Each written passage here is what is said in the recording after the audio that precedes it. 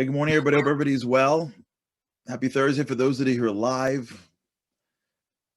Happy any day of the week that you listen. We so appreciate it. Thanks so much for being a part of this. We are in the world of trying to unpack the words that we use. We're taking our time a little bit because we want to get underneath it. We've been talking our whole lives. And with God's help, hopefully we'll be talking a lot more, some more than others. And a lot of times it behooves us to take a minute and think about the thing that we've been using, the most powerful instrument that we have, really. Is there anything more powerful than your words? Anything more powerful that we have in our lives that we use to make change than the words that we have? That's the glue. There's nothing in this world that's more powerful than each other. God created us that way. He could have made us independent. He could have created us like animals. You come out, when a horse is born, I'm sure there's a period of time when the horse hangs out with the mom, but my guess is the horse is pretty okay pretty quick. When the cow comes out, I think the cow, there's most definitely mom and cow time, and baby cow time, or mom and baby calf time, but my guess is the calf is independent pretty soon. There are kids that are still need mommy, and I think they're in their mid-30s. It's a much longer ramp up for us. God didn't have to do it that way. We could have came out and been okay, it's been a pleasure, Ma. Thanks so much. We'll take the milk and I gotta go. There's a reason why he did that. Because God's this isn't about stuff. This is about each other. You gotta learn how to be. You got to learn why you're in this world for. You got to learn why I put you here. I put you here for relationships. I put you here because I, the creator, am trying to relate to you, which is incredibly difficult. And most people won't even get it, but at least I'm going to try. But I'm trying to relate to you.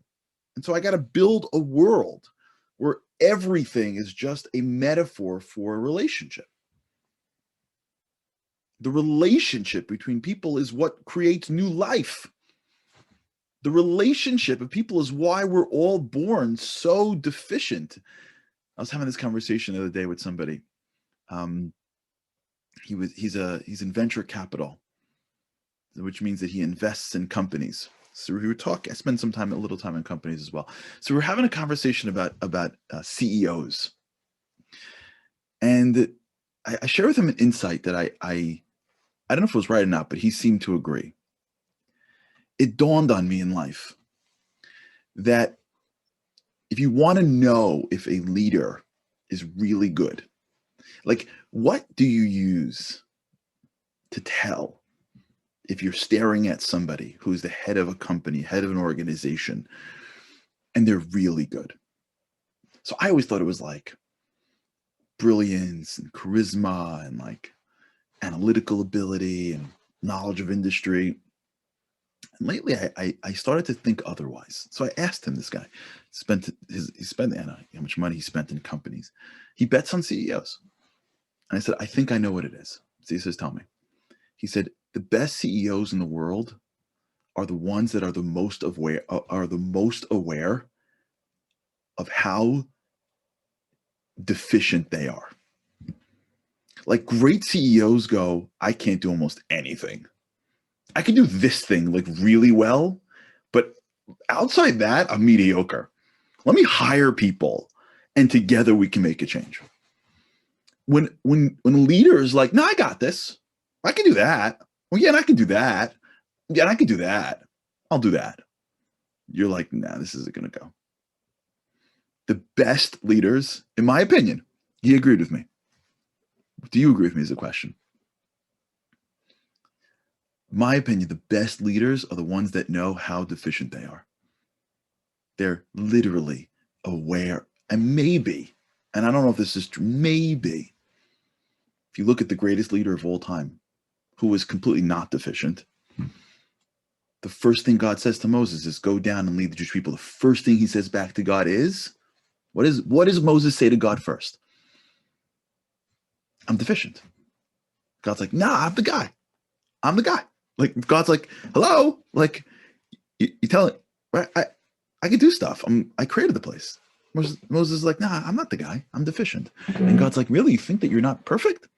Then you're the best leader that I can find. Our whole existence here is the recognition of our deficiency. That's maturity. That's humility. Is that there's very little that we can do alone. Very little that we can do alone. And the people that think they can do everything alone achieve a fraction of what they can ultimately achieve in this world. And so once we recognize that the greatest thing that I'm looking for really is the relationship, that's the purpose. Because if the purpose of the world was to get something, then I would have been created more independent so that I can go out and get something. The human species was created deficient and dependent because that's the goal. It's connection to each other. Ask somebody who's at the end of their life, what was the most valuable parts of their lives? I didn't read this. I don't remember where I read this. Maybe Andy, you can find it. Steve Jobs was known to be a little bit of a difficult boss. Steve Jobs is also known to have been somebody who led the creation of some significant advancements in society. So I think when it comes to like stuff, Steve Jobs in the past 30 years, maybe top 5. I think I saw this, and Andy's probably checking right now. At the end of his life, Steve Jobs basically was like, it's all about family. This idea that the relationships is the most important part of our lives. If we don't have that clear, we could be running after the wrong things in life. But what does that mean for us? Well, it means for us is that we have to then go back into the tools that we use to create relationships and sharpen them. Right? If I'm a neurosurgeon, I got to make sure that my tools, my scalpel, my tools that I use in surgery is as sharp as humanly possible, because I can't perform my task if it's not. If I fly an F-16 for the Army, I need to make sure that all the buttons are working. If I throw a football for a living, I need to make sure that my arm is strong.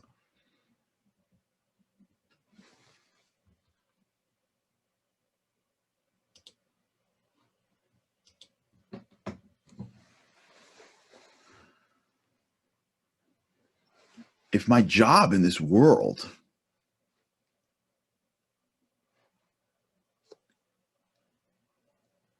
is to connect to people, which is why I'm in this world, and what that does after the connections, that's the detail, then my tool that I use and then I sharpen every day is my mouth.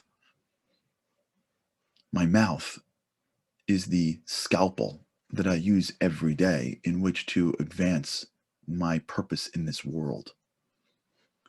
It's not something that I check the box and make sure that I don't curse or make sure that I don't yell or make sure that I, smile. Those are really nice things, but that's not Pro Bowl. That's not commando. Commando is I got to sharpen this sword every single day. I got to think about how it works. I got to think about how to make it more impactful. And you can be sure that the power of your speech is not based on the smoothness in which you say words. And if you ever needed a proof, many of you, like me, had grandparents that didn't even speak your native language. Many of us grew up in a world where our grandparents didn't speak our native tongue, and their words were maybe of the most empowering words I've ever heard. It's not about how smooth we speak. What it's about is what we've been talking about, which this idea is the recognition that what speech is, it's the Amazon box that shows up at your doorstep, like my doorstep, all the time. You ever feel like Amazon's got like a depot in front of your house? Anyone have that feeling? The best is like on Shabbat, when you come home and like there's like the doorstep is full. I'm like, what's going on over here? Amazon, God bless them. The box, the Amazon box is your words. And what is in the box is your soul. That goes from your heart. And when we start to focus and concentrate on what I am putting in the box, then as soon as I start speaking, the words come out very differently. I heard this once from an individual who I think is an amazing speaker. He said to me that if my head is right and I'm connected to God properly, the words just come out. And if I'm not, I got to think through everything I'm saying, because the words aren't flowing. It's almost as if like somebody shut the spigot and now I have to like find the words in my brain, and I can feel the difference. You can feel the difference between words that come out of your brain and words that come out of your heart. The goal really is to recognize that what I need to focus on, of course, I need to study and think. And of course, if someone's coming to me for therapy and I'm not licensed or didn't go to school, then I'm not doing a good job.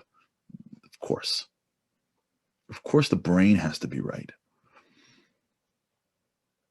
But we both know what happens when words flow. We've both been in scenarios where we sit with people and the words are flowing, and when we sit with people and the words are not. We've both been in scenarios where you're in front of somebody who has confronted you and you can almost feel the anger. And as you speak, you know that what is infusing your words is anger. And even though what you said was so right, somehow it didn't really make the person any better or agree with you anymore, and you don't know why, but you can feel it. You know what I'm talking about? When you can feel it, someone confronts you, someone accuses you of something that you know is totally wrong, and like you can feel, and we did this in the show, the tilt. You can feel the anger. You can almost feel, if you can I just want for a few minutes for us to like picture it. Picture as if you're like an Amazon depot. And the words is just a box. You can almost picture that the forklift that's going to get the package is going to a place called anger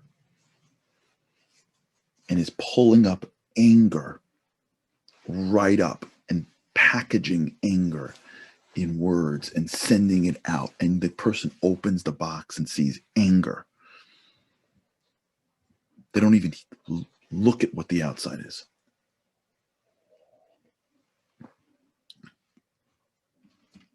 And our job, if we want to be professional humans, that's the goal.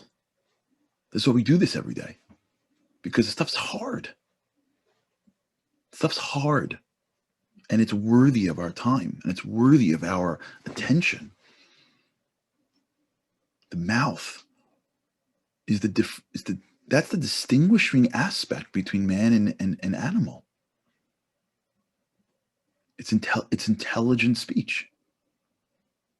When God created us and put him, sort of ray of energy, of divine energy into us, he created us as speaking human beings. The concept of speech is the concept of the transition from being animal to divine. Our ability to articulate depth. It's your tool. It's your gift. God hands you this incredible gift and says, here, it's called speech. It belongs to you. It's going to give you everything you want in life. Everything. And it's going to destroy everything that's in front of you. You know, yesterday we spoke about this. I would love to hear how you guys did. We spoke about this idea of being more intentional. How did it go? Let me know. What happens when we stop for one moment and put more intentionality into our words? And I want to implore you again. Maybe tomorrow we'll start off with a poll. Now that I got, we're gonna push around a little bit on the boost. Maybe tomorrow we'll open with a poll to see who did the work and what they thought. So try this today. Try today, wherever you are, to pick one conversation with somebody.